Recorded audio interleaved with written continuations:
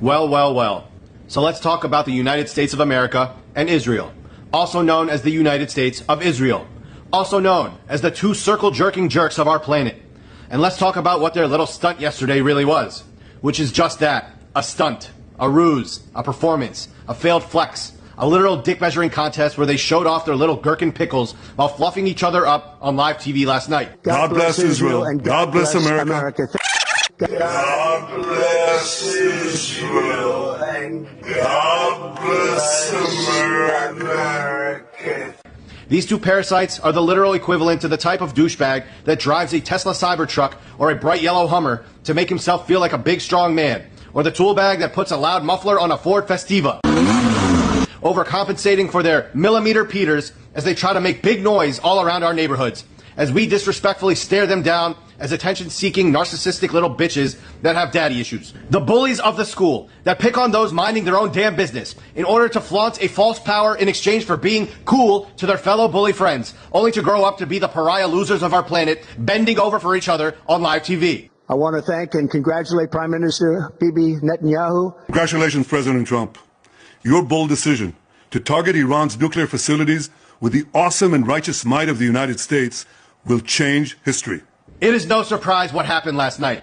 It is absolutely hilarious how pathetic these two clowns looked on the global stage, especially how Donald Trump is now viewed to his devout MAGA followers, to which they now see what Trump really stands for, which isn't Make America Great Again, but Make America Netanyahu's anus. Yes, manna, which is ironic because neither one can claim to be a manna amongst the real men of this world. To summarize what happened last night, let me show you a simple graphic representation to get you up to speed.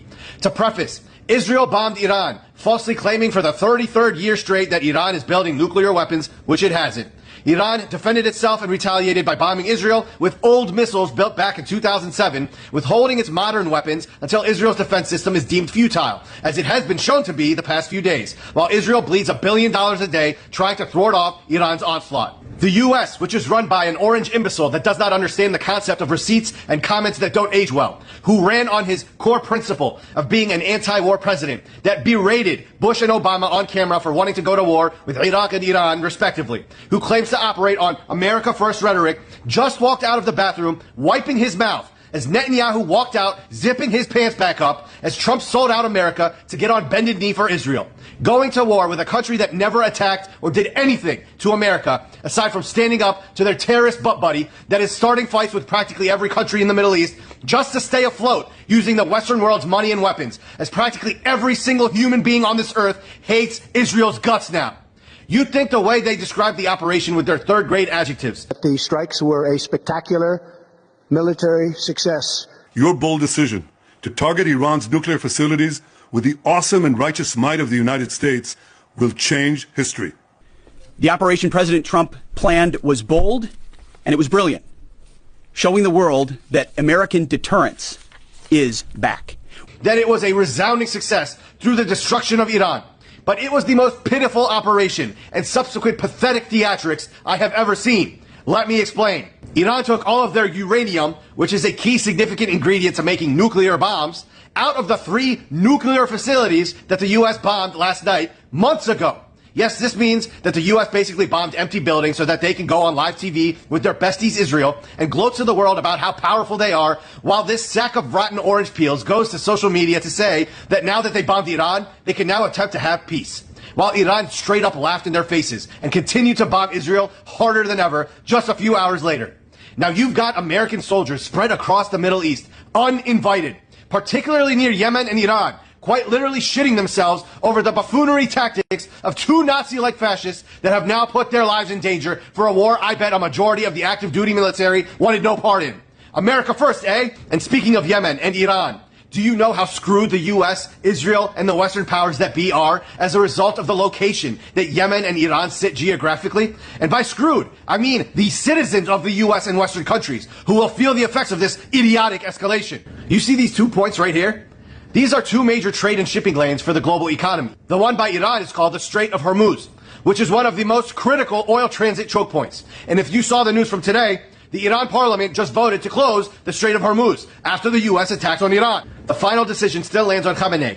But if this goes through, it will have disastrous effects, some of which include significant decrease in global oil supply and a sharp surge in oil prices, potentially exceeding $100 a barrel, where some experts estimate prices could reach $120 to $130 per barrel. Rising oil prices would lead to increased costs for fuel products like gasoline and diesel. In the U.S., experts suggest gas prices could jump by more than $1 per gallon, potentially reaching $5 to $7 per gallon or more. A closure would also severely impact nations relying on liquid natural gas imports from the Gulf, like Japan, South Korea, China, and India, potentially leading to energy shortages. Beyond energy, the Strait is a key artery for global trade, transporting raw materials, electronics, and consumer products. Closure would cause delays, shortages, and price increases globally. You'll basically see massive increased inflation across the globe. Then there's the Yemen's Bab el-Mandeb, which leads to the world-famous Suez Canal. Yemen controls the waters there and have a tight, firm grip on the U.S. and Israel's tiny balls when it comes to this trade route. Bab el-Mandeb Strait is critically important for global trade, acting as a key choke point connecting the Red Sea and the Indian Ocean. It facilitates the passage of a significant portion of the world's oil and other goods. Its strategic location makes it a vital maritime route. And just like the Strait of Hormuz, disruptions here can have major global economic consequences. And yes, it significantly impacts Egypt's economy. Yes, the Egypt that has been letting Israelis cross into their country for free to flee the Iran attacks, but charging Palestinians trying to evacuate Gaza $5,000 to $10,000 a pop. The Egypt leadership that has done jack shit for Palestinians as a proxy for Israel. Fun fact, the Houthis significantly contributed to Egypt's economic losses. Just last year, Egypt's revenue from the Suez Canal reportedly plummeted about 60%, and some estimates suggest a loss of around $7 billion in revenue for the year. And let it be known that Yemen firmly stands with Iran and Palestine. So strategically, the U.S. and Israel are fucked. The sick part is, what did you really expect from demonic entities like these two that have made a living by demeaning, dehumanizing, and destabilizing regions and people that are already suffering, whether it be domestically via minorities in the U.S. suffering from extreme inequality and oppression, or overseas in the Middle East, particularly the Palestinian people that have lived under a brutal, oppressive apartheid occupation for over 77 years? What did you really expect from demonic entities like these two that have made a living by using their power to pick on those that aren't their size? Where if I was being literal about it, grown-ass adults are literally killing children in mass without repercussion or action to stop it. Whether it be mass school shootings all over the U.S. that still happen until this very day via white terrorists that predominantly operate under his ideology, or the direct targeting of children by the most extreme terrorist entity in the history of mankind, where they have killed tens of thousands of children and actively starved them to death as we speak, where they actually detain, cage, deport, or even kill children using their coward police, ICE agents, and pathetic excuses of soldiers waving around their big guns.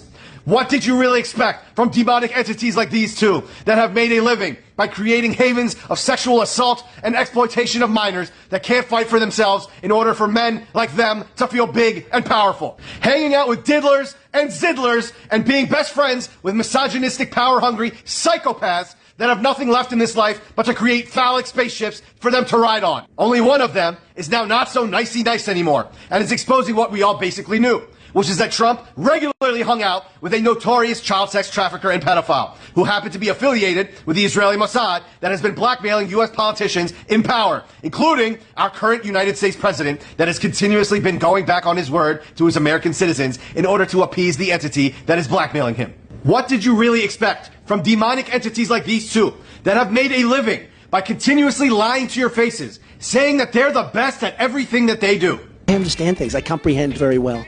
Okay?